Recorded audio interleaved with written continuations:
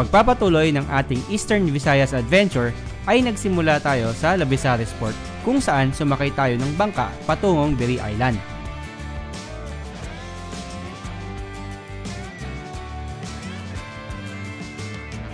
I-explore natin ang Samar at magka-car camping sa beach. Mula dito ay bibiyahe tayo patungong Tacloban City kung saan madadaanan natin ang napakagandang San Juanico Bridge na nagdudugtong ng Samar sa Leyte.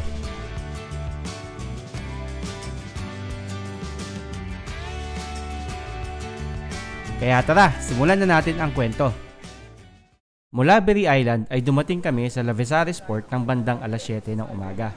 Umalis agad kami para maghanap ng mapupwestuhan para mag-breakfast. Bandang mga alas 10, nakarating kami dito sa Northern Samar Provincial Capital at dito kami nakahanap ng magandang pwesto para makakain. Medyo late na din kaya lunch na namin ito. Pagkatapos kumain ay tinuloy na namin ang aming biyahe. Napakaganda talaga ng Samar. Kaliwat kanan, puro puno ng buko ang makikita mo. At dahil sa gilid lang kami ng isla dumadaan, maya't maya masisilayan mo ang ganda ng dagat.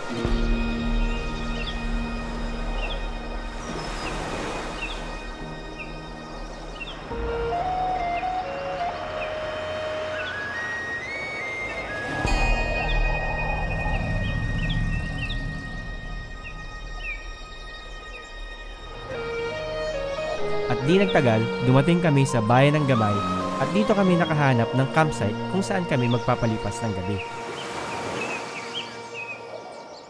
So ayan si Mrs. Mag-i-inquire, sana pwede. And for sure matatakot yan dahil may aso. Ayan na. Ayun na, may baso. So guys, naghanap na kami ng mabibilhan ng baboy, karne. Boss! Saan bili? Merkado. Merkado asan? Sa Kwanpoy. Sa terminal. Terminal ng Merkado. Ah, terminal? Asan yung terminal? Dito sa tulay nga bato. Tulay na bato. Tulay na... Tatawid kami ng tulay? Oo. Okay. Ayun Sige, yung thank you. kanina. So, dito daw yung palengke. Merkado. Sa may terminal. So, pasok tayong terminal.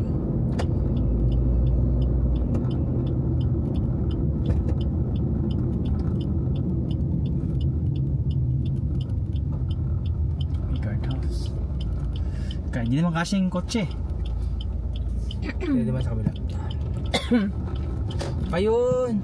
So, dito tayo sa palengke ng Gamay. Actually, terminal siya.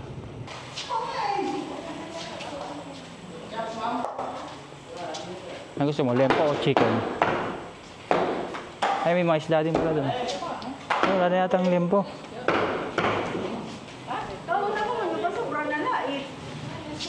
Isda na lang to, tsaka yung chicken. Wala nang karne.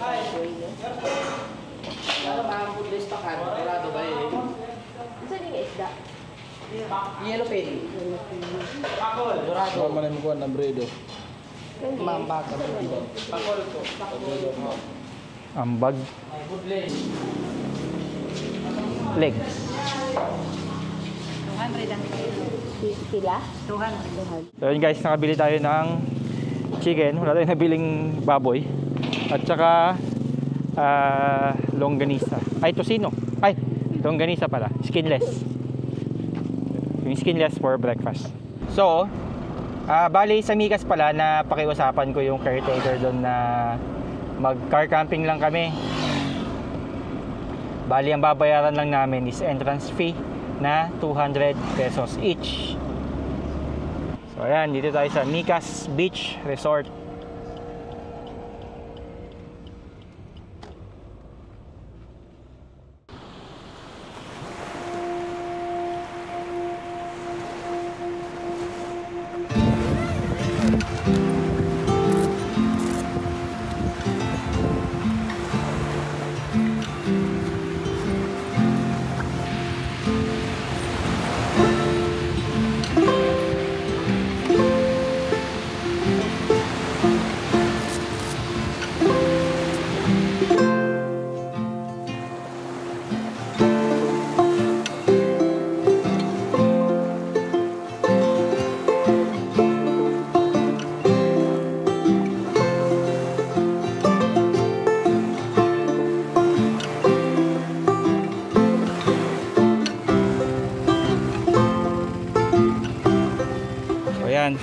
Ulam natin, chicken na inihaw, cup noodles and rice. Hindi ko na guys pinakita yung pagsisetup kasi hindi naman to camping vlog.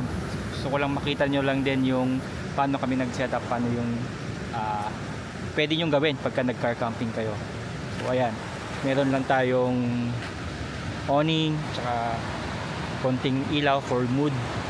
Kaya patayin natin to. Pinapatay namin to para ayan, mas maganda yung mood. So ayan, then nasa harapan namin yung beach. Of course gabi na, hindi nyo siya makikita. Ayan, anyway, kain na kami ng dinner, tapos magwawash and then matutulog na. Tapos dito kami matutulog sa car. May nakita nyo naman yung setup namin. Tapos bukas maaga kami gigising for breakfast. Mag-breakfast din ulit kami dito. And then hopefully maaga tayong makaalis. Then tuloy-tuloy na ulit tayo. So ayun, kain na muna kami. Let's make up a big bonfire on the beach with the stars as our lighters, and throw our problems in the flame. Throw our problems in the flame. Napakasarap talaga gumising kapag ganito may kita mo sa umaga. Kaso gustuhin man namin magtagal pa, ay kailangan na rin namin umalis para ipagpatuloy ang aming biyahe. Good morning. Check out na tayo dito sa Micas Beach Resort. Time check is 8:24 AM. I was hoping earlier sana ng konti, kaso ang dami kasing setup na kailangan, tsaka nagluto pa kami ng breakfast. Ang plan sana is ilulup natin ang buong Samar. Meron kasing way dito sa gitna ng Samar, pagka yun nga, yung gitna, na-realize ko medyo mabagal ang biyahe namin eh. Continue on Gamay Lapinig Road for 2 kilometers. Medyo mabagal ang biyahe dahil nga nagdo-drone ako. And meron din naman tayong makikita pa sa gitna kung doon tayo dadaan. So might as well, daanan lang muna natin yun. And then sabi ko nga, more reasons to go back. It's Thursday na ngayon. Yes. And kailangan natin makabalik ng bahay ng latest na yung Tuesday. Kasi may pasok na tayo the following day. Pero ideally sana earlier. Kung masking maaga man lang sana ng Tuesday para may konting rest pa. Ang goal natin is matawid natin yung San Juanico Bridge tonight. So doon na tayo mag-stay sa kabilang side na. So late na. Very common yung ganitong kalsada dito. Maraming nyug sa gilid. Welcome to Lapinig. So considering na mahaba-haba din yung time na inallocate natin para lang sa Samar and Leyte. Ilang days pa. Dumating tayo dito na Tuesday. Dumating kami ng Tuesday dito. Tapos lalabas kami na ideally Monday early morning. So kung na rin yun, kumbaga 5-6 days. Pero nauubos yung oras namin sa dami ng mga pwedeng ipakita sa inyo ng mga viewers. Kasi hindi lang yung magagandang views ang gusto kong maipakita sa inyo. Gusto ko sana na magka-idea din kayo na kung gaano ba, ano ba ang Samar, pati yung mga maliliit na barangay na mga town. Hanggat maaari nagpapalipad ako ng drone para makita nyo na, or magka-idea kayo about Samar and later on yung Leyte. Kasi ako, may mindset ako dati na pagka sinabi Samar, talagang probinsya lang eh. Kita nyo kanina may mga nadaanan tayo ng mga McDonald's, may Gaisano Mall. Although napaka laking part ng Samar yung ganito na kalsada na nyogan. Tapos walang masyadong bahay.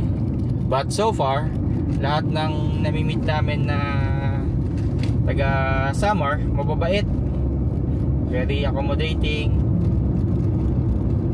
Si Kuya Mikas, mabait si Kuya Mikas, yung guide namin. Kanina si Janjan, hindi ko na pinakita yung mukha ni Janjan, pero siya yung caretaker nung Mikas Beach Resort.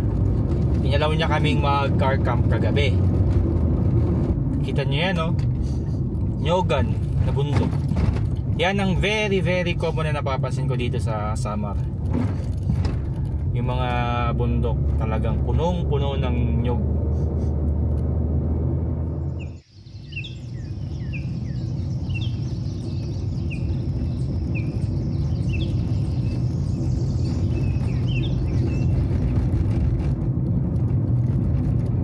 May maliit na barangay.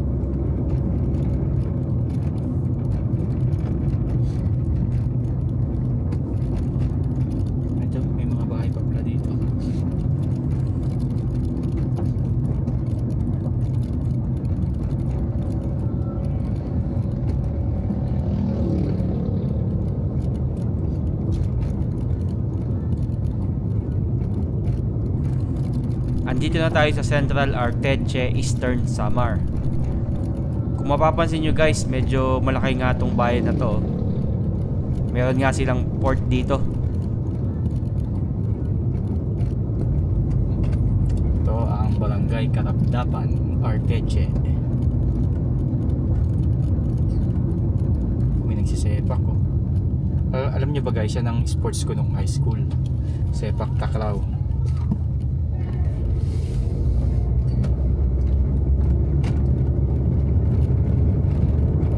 So may mga bus din pala dito guys na mga bumabiyahe. Pasay Cubao. Oh. May nakita ko bus Pasay Cubao.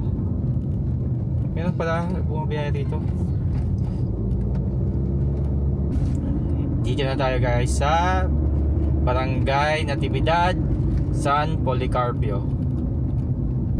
So napansin ko yung mga barangay dito, ang style is barangay, tapos so populated na area, may mga bahay-bahay, and then dadaan tayo sa isang kalsada na walang kabahay-bahay at all. Tapos barangay na naman, and then bakanting kalsada, and then barangay. So ganun yung napapansin ko dito. So ito na naman, may barangay na naman. So ilang minutes lang, barangay ulit. So guys, nandito tayo ngayon sa Barangay Bahay. Yung mga taga dito, siguro pagka tinanong kung taga saan ka, sa bahay. Pakisipin na pilosopo ka, ay ibahay pala. Hindi, I love bahay. Oh. Bahay talaga ang pangalan ng barangay na to. Wala, tawa lang ako. Pagka tinanong kasi sila kung saan sila nakatira, sasabihin sa bahay. Saan bahay nyo? Sa bahay. Mga pilosopo. Dito tayo ngayon sa Municipality of Oras. Malaki itong munisipalidad ng Oras. Yung palengke nila sa may port mismo. May port mismo sa palengke, parang sa Kuwan, sa Dagupan.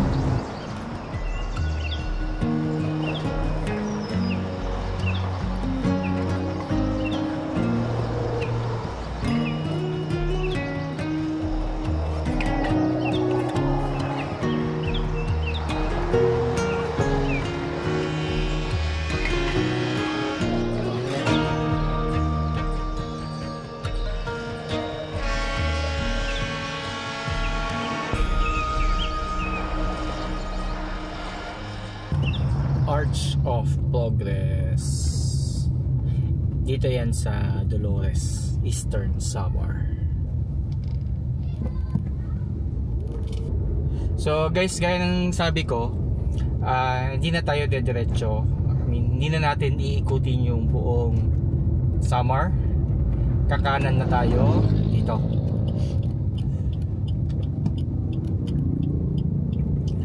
So pagkakanan natin dito, kumbaga yung half na ng kakalahatiin lang natin yung Samar.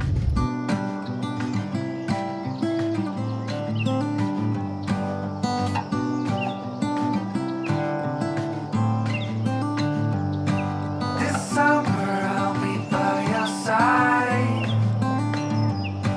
A wonder that you can describe. Ang Taft Hydro Energy Plant ay matatagpuan sa Barangay San Rafael, Taft, Eastern Samar. Ito ay may kapasidad na 16 megawatts na nakakapagbigay ng 71 gigawatt hours annual electricity generation sa Samar. Ang Taft Hydro Energy Plant ay ginagamit ang Taft Tubig River na siya namang nagpapaandar ng kanyang tatlong Francis-type turbines. I'm looking out. Ang tawag daw pala sa lugar na to dati, Barangay Militar, kasi nga may kampo. Pero dahil sa patron daw nila, tinawag na nila tong Fatima. Kaya Fatima na yung pangalan. So dito tayo ngayon sa Ulot River, Western, no, sir? Yes, sir. Western Samar. So dito kasama natin si, anong pangalan mo, sir? Gamol, sir. Gamon? Gamol. Gamol. Opo. Oh, si Sir Gamol. So dito sa Ulot River, meron silang mga tawag dito, torpedo package. So ito yung torpedo package nila. 2,325, maximum of 5 persons. Anong kasama dyan sa package, sir? Sir, yung kasama po sa package, yung boat rental, tsaka yung life jacket, at tsaka yung tour guide, at tsaka yung ride, balikan na po yun. So yung guide, ilan po yung guide na kasama?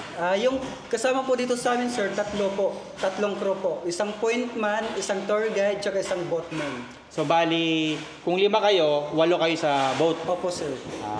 Okay.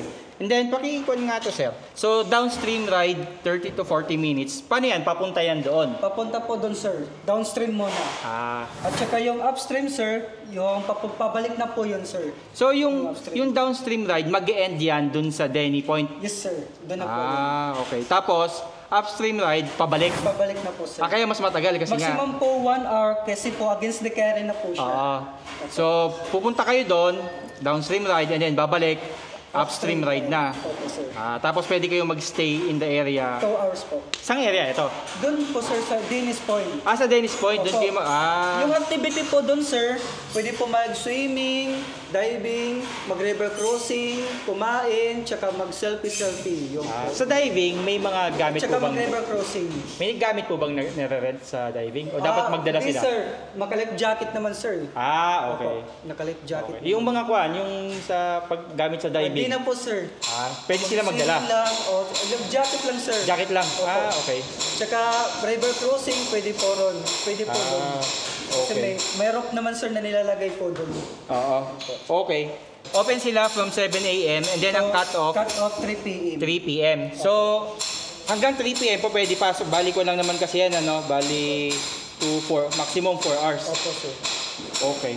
Pero ideally, maaga kasi anong best time na pumunta dito mag-start? Mas maganda, sir, pag 8 a.m. 8 a.m.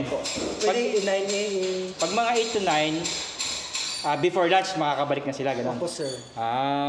Okay. Kasi yung iba naman, sir, di na po nila inaubos yung 2 hours doon. Sabay, matagal din yan, ano? Opo, di naman po nila inaubos doon yung 2 hours. Depende lang po, sir, sa mga guest namin. Okay. Tapos lahat naman may included na ng mga Life vest, jacket. life jacket.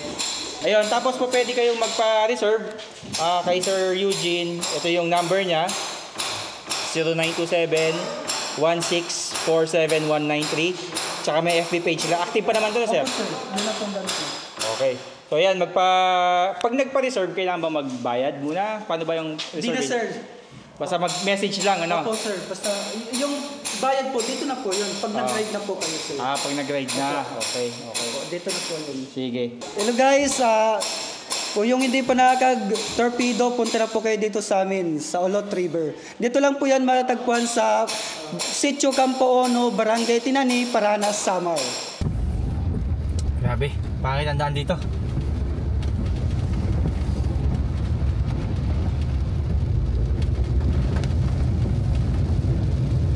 Hindi ko sure guys kung Calbiga pa rin ba to. Pero pan-Philippine Highway pa itong kalsada dito. Ito na kasing way papunta sa San Juanico Bridge. Dami rin kasi ako nakikita ang mga truck na dumadaan, kaya siguro sira-sira yung kalsada. Daming butas eh. Ito na ata pinakamahabang malubak na nadaanan ko sa buong travels ko. Sinabayan pa ng ulan at mga trucks na ang hirap overtaken dahil sa ligo-ligong daan at madaming mga malalalim na butas ng kalsada. Pero sabi nga nila, there's a light at the end of the tunnel. Matapos ang kalbaryo, ay eto na ang bumungad sa amin.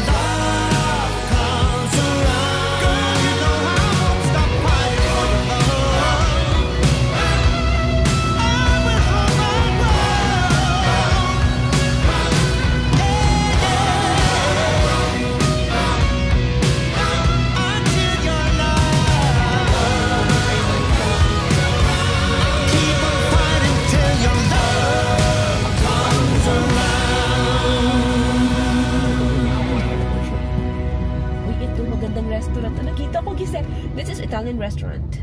Ayun na. Hotel Lorenza. Pwede, you can try. Check natin.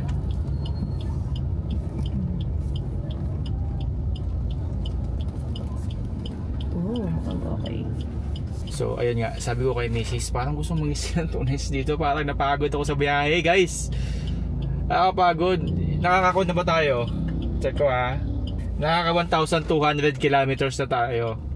200 plus actually. Nakakapagod. Hindi pa kasama yung sa Biri. Siyempre. Ayun, ano kayang verdict? What's the verdict? Afford or not afford? We found our hotel. So, deluxe good for 2 is 2-3. With breakfast na siya. Pwede na. Tapos, ito siya. Ito is superior. I mean, superior deluxe. Pero, Issue yung makukuha natin? hindi. Double deluxe lang tayo. Pero, kung ganyan itsura niya. Pwede na. Para makapagpahinga tayo. Tapos may parking sa likod. So, at least mas safe yung gamit. So, check-in na ako. So yun guys, dito tayo mag-check-in. Hotel Lorenza. 2-3 daw yung room. Oo, parang gusto ko mag-stay dito for 2 nights. Gusto ko talaga makapagpahinga. Bahala na kung hindi natin malibot ang buong Samar, ang buong Leyte. Hindi naman tayo, wala naman tayong hinahabol, di ba? Ang habol natin is makapag-enjoy, makapag-relax. Not really, pero gusto namin mag-relax. Pero ang habol talaga natin is makapaglibot. And syempre mag-enjoy. And may share sa inyo yung travel namin, yung experience. Para maski na hindi kayo nakakapunta sa mga pinupuntahan namin, ma-feel nyo ba na para na rin kayong nakapunta. Yun yung goal. Yun yung best goal na masasabi ko, na once na nasabi nyo or pag nag-comment kayo na para na rin kami nakapunta dyan, sobra kaming na-inspire nun. Sobra akong na-inspire nun kapag ganun yung mga comment nyo, kasi it means ma-fulfill ko yung goal ko na may pa-experience sa inyo through videos yung travel, yung lugar, yung enjoyment. So ayun, sana magustuhan nyo to. Hindi ko pa alam kung anong kalalabasan itong vlog na to, pero ayun, anyway. Sige, check-in na muna kami dito. Tapos lalakad kami, hanap kami ng makakaya. Kasi maganda rin dahil katabi na niya yung sa mismong city. So makapaglakad-lakad tayo.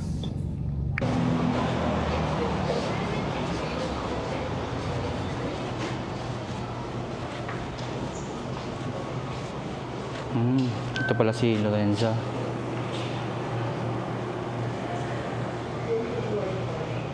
Ha? 3rd floor?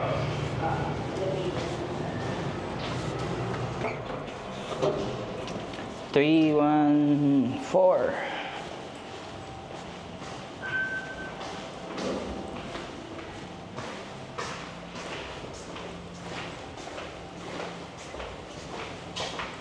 Ito. Sa 3, 1, 4.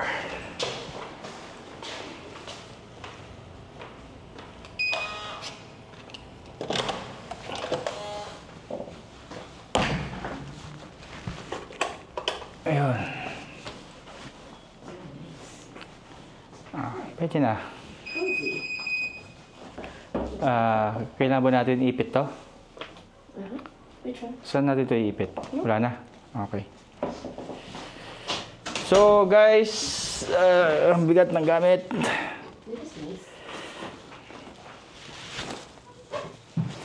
So ito, ano to? Ay, CR pala to.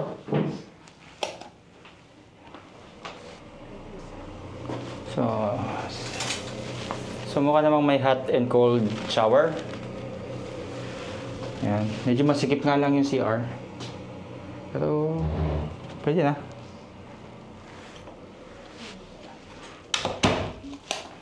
Ayan. Tapos meron na rin siyang sofa. Yun nga lang, yung aircon nandito, medyo alanganin lang ano. Ano ba yung kita natin sa labas? Uy, nothing special. So itong room na to kasama na breakfast, tama? Ayan, kasama na daw breakfast. Ayun, so guys, dinner muna kami. Hanap kami ng makakainan sa baba. Medyo nagbisa tayo ng konti. Parang date na lang din namin. First year date. O first date sa 2024. Ito lang pala. Paglabas lang namin, ito na. Ano ba to? Ano pangalan nito?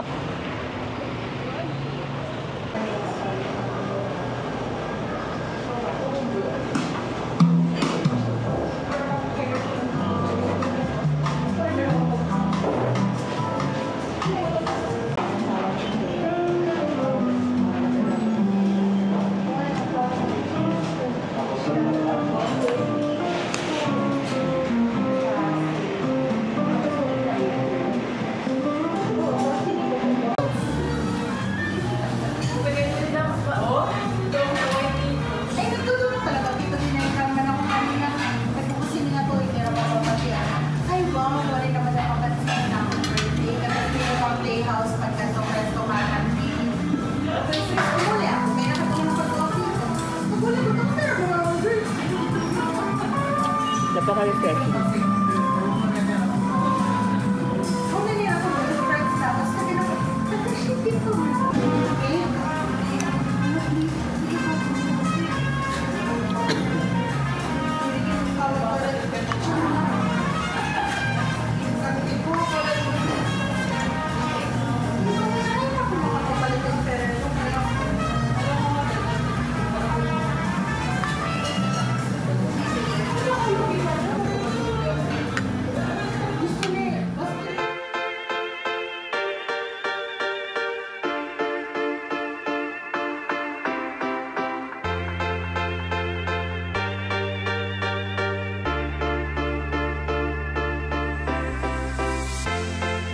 Cause you know the world is beautiful, so beautiful. Cause you know the world is beautiful, so beautiful. And I just can't hide how I feel. Ano bang nangyari sa inyo? Sino bang nagbugno sa inyo? Ang sagot, Tigo Kudniksyo Boy!